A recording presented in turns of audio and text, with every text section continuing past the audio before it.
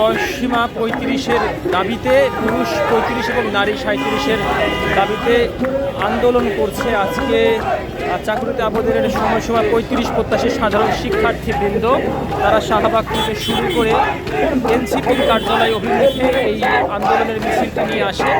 এখন তারা এই এনসিপি কার্যালয়ের নিচে বাংলা মোটরে অবস্থান নিয়েছে এবং তারা যে দাবিগুলো নিয়ে এসেছে সেই দাবিগুলো ব্যানারেই এবং বিভিন্ন ফেস্টুন প্লেকার্ডে দেখা যাচ্ছে। এখানে সামনে একটি লেখা দেখতে পাচ্ছি, জনপ্রশাসন সংস্কার কমিশনের সুপারিশ 35 এবং 37 বাস্তবায়ন চাই। আপনাদের দাবিটা কি একটু বলবেন আমাদের?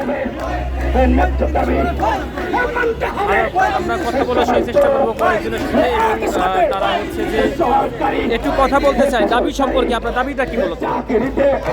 দাবি হচ্ছে 35 বয়সসীমা 35 পূর্বে আমাদের স্যারের সংস্কার কমিটি 35 এবং 37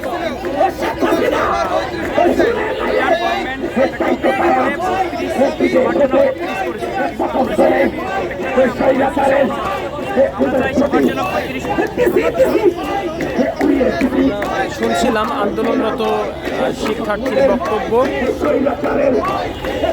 আরও একটি প্লেকার্ড দেখাই, বয়সসীমা বৃদ্ধি চাই, যোগ্যতা প্রমাণের সুযোগ চাই।